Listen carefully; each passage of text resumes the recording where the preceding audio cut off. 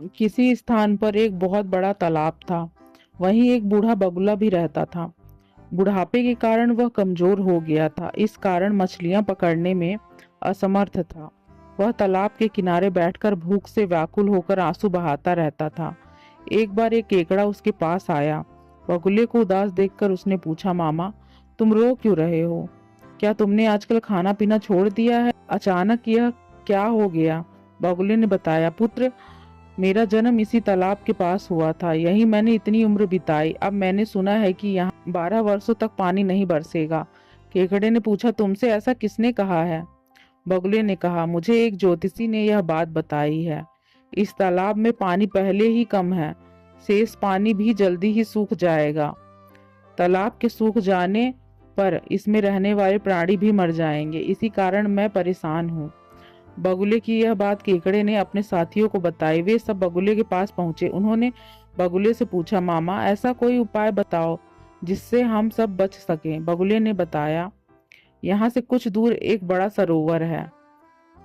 यदि तुम लोग वहां जाओ तो तुम्हारे प्राणों की रक्षा हो सकती है। सभी ने एक साथ पूछा, हम उस सरोवर तक पहुंचेंगे कैसे? चालाक बगुले ने कहा, मैं तो अब बूढ़ा हो गया हूँ। तुम लोग चाहो तो मैं तुम्हें पीठ पर बैठाकर उस तालाब तक ले जा सकता हूँ। सभी बगुले की पीठ पर चढ़कर दूसरे तालाब में जाने के लिए तैयार हो गए। दुष्ट बगुला प्रतिदिन एक मछली को अपनी पीठ पर चढ़ाकर ले जाता और शाम को तालाब पर लौट आता। इस प्रकार उसकी भोजन की समस्या हल हो गई। दिन केकड़े ने कहा, मामा, मेरी भी तो जान बचाइए। बगुले ने सोचा कि मछलियां तो वह रोज खाता है, आज केकड़े का मांस खाएगा। ऐसा सोचकर उसने केकड़े को अपनी पीठ पर बैठा लिया। उड़ते हुए वह उस बड़े पत्थर पर उतरा जहां वह हर दिन मछलियों को खाया करता था।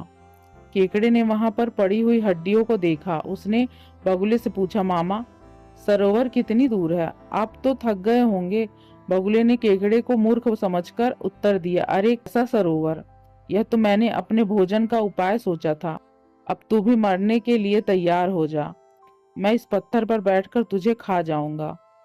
इतना सुनते ही केकड़े ने बगुले की गर्दन जकड़ ली और अपने तेज दांतों से उसे काट डाला। बगुला वहीं मर गया। केकड़ा किसी तरह धीरे धीरे अपने तालाब तक पहुंचा। मछलियों ने जब उसे देखा तो पूछा, अरे केकड़े भाई, तुम वापस कैसे आ गए? मामा को कहाँ छोड़ आए? हम तो उनके इंतजार में बैठे हैं।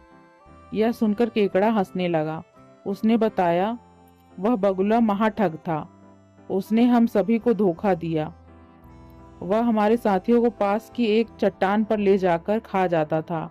मैंने उस बगुले को मार दिया। अब डरने की कोई बात नहीं है। इसलिए कहा गया है कि जिसके पास बुद्धि है उसी के पास बल भी होता है।